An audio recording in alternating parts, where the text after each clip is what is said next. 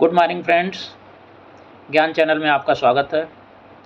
Mass communication journalism semester 2 paper number 5, जिसको कि photo journalism के सब्जेक्ट के तौर पे जाना जाता है, आज इसके ऊपर हम चर्चा करेंगे। अभी तक हमने टोटल 4 पेपर कवर किए हैं और ये फ़ोटो जर्नलिज्म और उसके बाद एक और जो है टोटल 2 पेपर आपके बचे हुए हैं। अगले 1 हफ्ते से 1.5 हफ्ते में आपके ये दोनों के दोनों पेपर कवर कर दिए जाएंगे, ताकि आपका समय पे आपके अपने प्रिपरेशन के लिए टाइम मिले, रिवाइज़ करने के लिए टाइम मिले और एक अच्छा स्कोर आप कर पाएँ। तो अगर हम सारे पेपर्स की अगर बात करें दोस्तों, तो ये सबसे सिंपल पेपर अगर बोले कौन सा है, तो वो बहुत ही सिंपल पेपर ये है और ये बहुत ही इंटरेस्टिंग पेपर है, क्योंकि ये फ़ोटोग्राफ़ी से ज़्यादा जो है कनेक्टेड है। तो चीज़ें जो है लोगों को काफ़ी जो है समझ में भी आती हैं और इसमें इंटरेस्ट भी बनता है। तो आज हम यूनिट 1 स्टार्ट कर रहे हैं। इसमें हम कवर करेंगे कि व्हाट इज़ फ़ोटोग्राफ़ी, फ़ोटोग्राफ़ी क्या है, नेचर स्कोप क्या होता है इसका, evolution of photography and photo journalism कैसे इसका उदय हुआ, इसके अलावा आर्ट फॉर्म में फ़ोटोग्राफ़ी कैसे है, लैंग्वेज ऑफ द विजुअल, उसके बाद ब्रांचेज ऑफ फ़ोटोग्राफ़ी। तो ये जो है यूनिट 1 के अंदर ये टॉपिक्स कवर होंगे। तो चलिए शुरू करते हैं। सबसे पहले what is photography. A photograph is an image created by light falling on a photosensitive surface, usually photographic film or an electronic image sensor such as CCD और CMOS chip। तो एक फ़ोटोग्राफ क्या होता है, कोई भी इमेज जब create किया जाता है, लाइट जब किसी चीज़ के ऊपर, कोई भी ऑब्जेक्ट के ऊपर फॉल होती है, अगर वो फोटो सेंसिटिव सरफेस होता है, जैसे कि फ़ोटोग्राफिक फिल्म्स जो होते हैं, जिनमें हम फिल्म जिनके अंदर हम फ़ोटोज़ को कैप्चर करते हैं, या फिर जो है इमेज सेंसर होता है इलेक्ट्रॉनिक, जो कि आजकल हम इलेक्ट्रॉनिक जो है कैमरास के अंदर यूज़ करते हैं। तो उसके ऊपर जब लाइट फॉल होती है तो उस इमेज को जो है फ़ोटो सेंसिटिव सरफेस के ऊपर जो है उसको जो कैप्चर किया जाता है, वो इमेज जो क्रिएट होती है उसको हम फ़ोटोग्राफ बोलते हैं। फ़ोटोग्राफ वर्ड जो था ये 1839 में सर जॉन हर्शल ने इसका नाम लाया था, और इसका जो है ग्रीक जो है ये है, इसका फोस का मतलब लाइट होता है और ग्राफ का मतलब जो है होता है ड्राइंग, राइटिंग, या फिर जो है ये क्या है, दोनों को मिला के अगर बोलें तो ड्राइंग विद लाइट, इसको जो है हम बोल सकते हैं। तो अभी हम बात करें अगर इवोल्यूशन ऑफ फोटोग्राफी की, तो फोटोग्राफी जो है धीरे धीरे इवॉल्व हुआ है। शुरू में अगर प्रीकर्सर जो है टेक्नोलॉजीज़ की बात करें, जो शुरू में इससे पहले जो टेक्नोलॉजी स्टार्टिंग में जो आई थी, तो बहुत सारे टेक्निकल डिस्कवरीज शुरू में हुई। इमेज को जैसे किस तरह कैप्चर किया जा रहा है, पहले जो है आप डार्क चैम्बर के अंदर जो है इमेज को कैप्चर करते थे। उसके बाद जो है वो एंशिएंट चाइना में स्टार्टिंग में शुरू में 4th सेंचुरी 5th सेंचुरी के अंदर स्टार्ट हुआ था। उसके बाद अरब कंट्री में भी लगभग जो है 9वीं 10वीं शताब्दी में ये नोटिस में आया। इसके बाद लियोनार्डो दा विंसी, आपका नाम आपने सुना ही होगा, कि वो नेचुरल कैमरा जो है उन्होंने जो है डार्क केव से जो है उन्होंने बनाया था। जैसे कि गुफाएं होती हैं जिसके अंदर सनलाइट जल्दी से पहुंचता नहीं है, तो उसको एक होल करके केव में जो है वो एक होल करके जो है, जो कि कैमरा का काम करेगा, और जो लाइट आएगी उसको इमेज को जो है उसको डार्क जो केव होगी उसमें कैप्चर करेगा। इस तरह से करके स्टार्ट किया गया था। तो बहुत ही जो है पहले शुरू में काफ़ी तरह के उसमें जो है बहुत मतलब जो है एक तरह से आप बोल सकते हैं कि इसको आगे बढ़ाने के लिए बहुत तरह की तरकीबें, बहुत तरह की जो है चीज़ें करने की कोशिश की गई थी, और धीरे धीरे जा कर के इसका फिर डेवलपमेंट शुरू हुआ। अगर हम इन्वेंशंस की बात करें, तो परमानेंट फ़ोटो एचिंग जो है इमेज जो प्रोड्यूस हुआ था 1822 में, एक फ्रेंच इन्वेंटर थे नाइस्फोर नीप, उनके द्वारा सबसे पहले शुरू हुआ था। वो 1822 में उन्होंने किया था, फिर उसके बाद वो डिस्ट्रॉय हो गया। फिर 1825 में अगेन उन्होंने जो है सक्सेसफुली उसको किया, और उनके फ़ोटोग्राफ को जो है बहुत ही लॉन्ग एक्सपोजर की ज़रूरत होती थी, तो ये प्रॉब्लम थी उनके उसमें। और धीरे धीरे जो है वो 1833 में वो जब उनकी मृत्यु हो गई, तो उसके बाद फिर 1837 में फिर बाकी लोगों ने जो है धीरे धीरे करके 18th सेंचुरी में फिर ब्राज़ील में जो है हरकुलिस फ्लोरेंस ने जो है शुरू किया 1832 में। तो इस तरह से करके धीरे धीरे करके इसका डेवलपमेंट शुरू हुआ। इसके इन्वेंशंस छोटे छोटे होते गए और उसके बाद Gabriel Lipman natural colour photographs की स्टार्ट हुआ 19th सेंचुरी में 1891 में उन्होंने इस फेनोमेनन को लाया था और उसके बाद उनको 1908 में फिज़िक्स में नोबेल प्राइज़ से भी नवाजा गया था। तो अगर हम फ़ोटो जर्नलिज़म की बात करें तो फ़ोटो जर्नलिज़म के बहुत सारे फील्ड्स हैं और ये एक जो है फ़ोटो जर्नलिज़म एक पर्टिकुलर जर्नलिज़म का फॉर्म है जिसमें कि कलेक्शन, एडिटिंग और न्यूज़ मटेरियल को प्रेजेंट करना, ब्रॉडकास्ट करना, पब्लिश करना फ़ोटो फॉर्म में। तो फ़ोटो जर्नलिज़म का बहुत ज़्यादा इम्पोर्टेंस है। ये इमेजेस को जो है पूरे न्यूज़ स्टोरी को बताने के लिए इस्तेमाल करता है और ये चीज़ों को बहुत आसानी से जो है समझ में भी आती है और लोगों को जो है चीज़ें समझना और पहली बात कंसाइज़ जो है एक छोटे से फ़ोटो के अंदर सारी चीज़ें समझा देना बहुत आसान होता है, इसलिए इसका रिक्वायरमेंट और हर फील्ड में जो है इसको लोग ज़्यादा पसंद करते हैं। सबसे बड़ी बात होती है चीज़ों को समझने के लिए कि इसमें जब आप फ़ोटो से कोई चीज़ देखते हैं तो आपके माइंड जो है इस तरह से आपका बना हुआ है कि वो उस चीज़ को बहुत आसानी से समझ लेता है। अब अगर हम बात करें फ़ोटो जर्नलिज़म के किस फील्ड में तो सबसे पहले हम बात करेंगे sports journalism. Sport photo journalism sports events जो है बहुत सारे क्योंकि होते रहते हैं तो उसमें जो है अगर आप फ़ोटोज़ को जो है जो इवेंट हो रहा है उसकी इम्पॉर्टेंट चीज़ों की अगर फ़ोटोग्राफी नहीं करके उसमें नहीं डालोगे, कोई भी जब इवेंट आप जर्नलिज़म के माध्यम से पब्लिक के सामने ला रहे हो तो फिर वो लोगों को, पढ़ने वालों को जो है मज़ा नहीं आएगा। इसलिए उसमें फ़ोटोग्राफ्स की बहुत ज़्यादा ज़रूरत होती है। जो अच्छे प्लेयर अच्छा खेलते हैं या कोई ट्रॉफ़ी जीतता है, जो भी चीज़ें होती हैं इंपॉर्टेंट इवेंट्स को जो है इनको कैप्चर किया जाता है। इसके अलावा वार फ़ोटो जर्नलिज़म की अगर बात करें तो बहुत सारे एरियाज़ में जब कोई वार लाइफ सिचुएशन होती है या कोई रैट्स या कुछ ऐसी चीज़ें चल रही होती हैं तो उसको जो है लोग जो है अपनी लाइफ को भी रिस्क करके जाके वहाँ के फ़ोटोज़ लाते हैं जिससे लोगों को एक्चुअल सिचुएशन क्या है वो देख करके समझ में आता है। इसके अलावा ग्लैमर या फैशन का फ़ोटो जर्नलिज़म आप लोगों को पता ही है कि ग्लैमर की दुनिया में जो है अगर फ़ोटो नहीं रहेगा तो फिर आप कुछ भी लिखते रहो, लोगों को कुछ भी जो है वो पसंद नहीं आएगा, लोग उससे कनेक्ट नहीं हो पाएंगे। इसके अलावा स्पोर्ट न्यूज़ फ़ोटो जर्नलिज़म, कोई भी एक्सीडेंट या कोई चीज़ जो है, कोई हैपनिंग्स ऑन स्पॉट जो हुई है उसका विद फ़ोटो अगर जो है आप जर्नलिज़म में यूज़ करते हैं तो वो काफ़ी ज़्यादा जो है कारगर होती है। इसके अलावा ट्रैवल फ़ोटो जर्नलिज़म, ट्रैवल के बहुत सारी चीज़ें, बहुत सारे locations, people, customs, history, landscape किस तरह से है, वो सारी चीज़ें जो है तरह की बिल्डिंग्स और तरह के जो उनके मॉन्यूमेंट्स हैं उनके सब के फ़ोटोग्राफ्स वगैरह जो है वो ट्रैवल फ़ोटो जर्नलिज़म में आ जाता है। वाइल्ड लाइफ फ़ोटो जर्नलिज़म में वाइल्ड लाइफ के बारे में पूरा कवरेज किया जाता है। इसके अलावा पोर्ट्रेट फ़ोटो जर्नलिज़म में पोर्ट्रेट फ़ोटोग्राफी का इस्तेमाल किया जाता है। इसमें लाइट्स, बैकड्रॉप्स, पोजेस उनको सबको इस्तेमाल करके अच्छी तरीके से जो है पोर्ट्रेट फ़ोटो जर्नलिज़म का इस्तेमाल किया जाता है।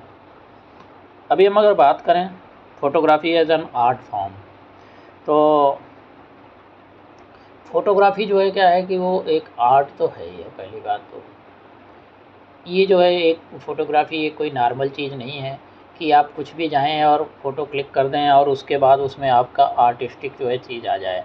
आप अगर किसी चीज़ को आर्टफुली आपने किस जगह कैसे कैप्चर करना है, कहाँ पे क्या चीज़ आनी चाहिए, बैकग्राउंड में क्या होनी चाहिए, जब तक उन सब चीज़ों को आप पूरी अच्छी तरह से समझते नहीं हैं तब तक आप उसको आर्टिस्टिक व्यू में आप करेंगे नहीं तो वो फ़ोटोग्राफी लोगों को देखने में पसंद भी नहीं आएगी। तो फ़ोटोग्राफ़र को एक आर्टिस्टिक आई होना बहुत ज़रूरी होना चाहिए। तो जो आर्टिस्टिक आई होती है वो जो है कोई भी चीज़ को देखने से बैकग्राउंड उनको सब चीज़ों को पूरा अच्छी तरह से पहले समझ लेता है कि जब मैं इसको कैप्चर करूँगा किस एंगल से, कहाँ से, कैसे करूँगा, सनलाइट कहाँ पे होगी, जिसको मैं फ़ोटो में लूँगा तो वो आदमी कहाँ पे खड़ा होगा। इसके अलावा कोई भी चीज़ का लैंडस्केप का फ़ोटो ले रहा हूँ तो वो किस तरह से मैं कहाँ से कैप्चर करूँगा। तो ये एक आर्टिस्टिक आई होना बहुत ज़रूरी है। वो अपने आप बैकग्राउंड उसके दिमाग में डेवलप हो जाता है कि हाँ यहाँ से ऐसे लेने से मेरा ऐसे आएगा। तो और उसको डेवलप करने के लिए पहले से ही किसी को कुछ होता नहीं, उसको ट्रेन किया जाता है। तो पहली बात तो आपने उस आई को डेवलप करना है, उसके अपने आप को ट्रेन करना है जगह-जगह के तरह के एरिया में जा कर के और उसको देख के उसके बाद फ़ोटोज़ क्लिक करके फिर उनको जो है इवैल्यूएट करके इस तरह से आप जो है अपने आप को ट्रेन करते हैं। इसके अलावा जब फ़ोटोग्राफ़ी हम करते हैं तो फिर हमारे अंदर जो आर्टिस्ट है वो फ़ोटोग्राफ़ी जो है brings out the artist in us, हमारे अंदर कौन सा आर्टिस्ट है वो जो है फ़ोटोग्राफ़ी हमारा जो है वो दिखाती है। अगर हम बात करें photography as an art form, तो फ़ोटोग्राफ़ी जो है आर्ट फॉर्म तो है ही है, क्योंकि ये रिक्वायर्स इमेजिनेशन एंड क्रिएटिविटी। अगर इसमें आप इमेजिन नहीं करेंगे चीज़ों को, बैकग्राउंड जो चीज़ें अभी मैंने बताया, और एक्स्ट्रा ऑर्डिनरी अपने स्किल्स का इस्तेमाल नहीं करेंगे क्रिएटिविटी के लिए, तो फिर जो है वो फ़ोटो जो है इफ़ेक्टिव नहीं रहेगी। तो इसलिए ये एक आर्ट फॉर्म जो है बोला जा सकता है। फ़ोटोग्राफ़ी कैप्चर्स इमोशंस को हमारे जो है फ़ोटोग्राफ़ी कैप्चर करती है, इसको किसी को बताने की ज़रूरत ही नहीं है। फ़ोटोग्राफ़ी रिक्वायर्स एनालिटिकल स्किल्स, आपको जो है एनालिटिक करना आना चाहिए कि आप किस जगह से, किस एरिया से, किस एंगल से, किस सेट से कैसे फ़ोटोग्राफ़ी करेंगे, तो वो जो है ज़्यादा इफ़ेक्टिव होगी, पब्लिक को ज़्यादा कनेक्ट होगी। इसके अलावा फ़ोटोग्राफ़र अंडरस्टैंड फिज़िक्स, जो फ़ोटोग्राफ़र हैं वो ऑप्टिक्स के बारे में, कैमराज, एंगल्स, लाइटिंग वर्क, इन सब चीज़ों को अगर वो नहीं समझेंगे तो फिर आप अच्छी फ़ोटोग्राफ़ी नहीं कर पाएंगे। तो इसलिए जो है बोलते हैं कि फ़ोटोग्राफ़र्स जो है फिज़िक्स को बहुत अच्छे से अंडरस्टैंड करते हैं। फ़ोटोग्राफ़र्स अंडरस्टैंड एब्स्ट्रैक्शंस, एब्स्ट्रैक्शन है जो है इंफॉर्मेशन को, कभी कहीं जो है कोई इंफॉर्मेशन को आप छोड़ देंगे या फिर कोई चीज़ को आपको कैप्चर करना है, तो आपको जो एब्स्ट्रैक्शन है वो एब्स्ट्रैक्शन जो है वो किस जगह का आपने जो है कैप्चर करना है, ये बहुत ज़रूरी है। ये एब्स्ट्रैक्शन समझना जो है एक फ़ोटोग्राफ़र को बहुत ज़रूरी है। अभी हम बात करें लैंग्वेज जो है एज ए विजुअल, तो फ़ोटोग्राफ़ी क्या है, एक विजुअल लैंग्वेज है। आप कोई भी चीज़ जो है उसको देख करके आदमी को पूरा का पूरा जो है समझ में आ जाता है, चाहे आप किसी लैंग्वेज को जानते हों, आप कहीं का भी फ़ोटोग्राफ हो, आप कहीं के भी रहने वाले हों, लेकिन आप जो है एक तरह से अलग एक लैंग्वेज ही है कि आप अपने ओन लैंग्वेज में उस चीज़ को आसानी से समझ सकते हैं। तो इसलिए जो है फ़ोटोग्राफ़ी का इम्पोर्टेंस और ज़्यादा बढ़ जाता है।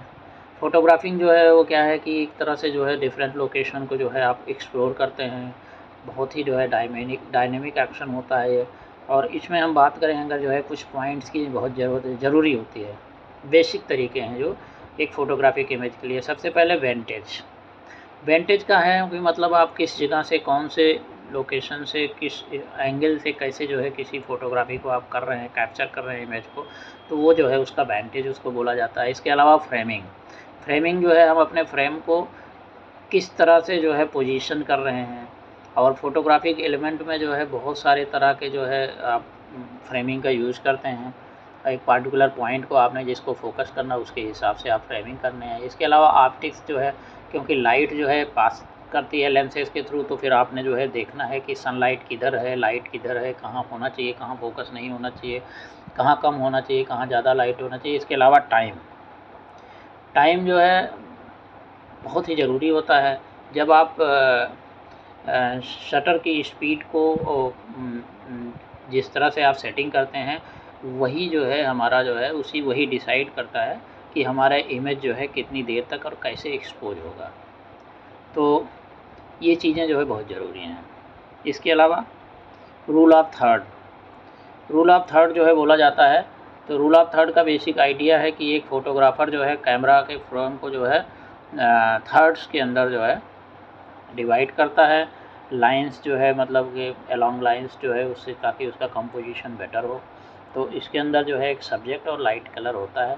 तो सब्जेक्ट को हम बोलते हैं कि व्यूअर का अटेंशन लेने के लिए आप जो है एक सब्जेक्ट जिसको आप फ्रेम करते हैं उसको इस मैनर से फ्रेम करते हैं कि वो जो है जो सब्जेक्ट होता है वो फोकस जो है फ़ोटो का फोकस बन जाता है।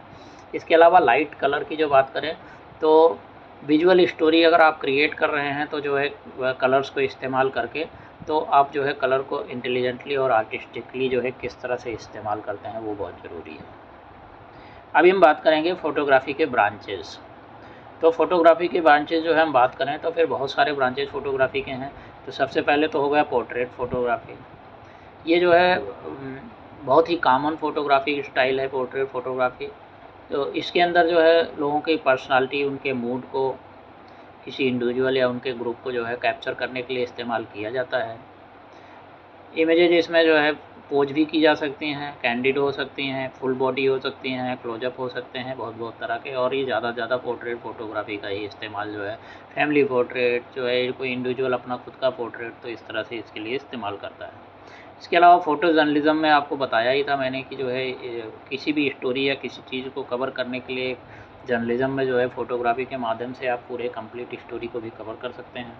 फ़ैशन को फ़ोटोग्राफ़ी आपसे बात किया था कि फ़ैशन शोज़ और सब चीज़ों में जो है जितने फ़ैशन के इवेंट्स होते हैं और कोई भी चीज़ जो है, कोई नया ब्रांड, कोई नया जो है स्टाइल, तरह तरह के कपड़े और हर चीज़ें आती हैं, तो उनको सबको जो है आपको अगर बढ़िया से फ़ोटोग्राफ़ी के थ्रू लोगों के पास नहीं भेजेंगे, क्लॉथिंग, शूज़, एक्सेसरीज़, इनको सबको शोकेस नहीं करेंगे।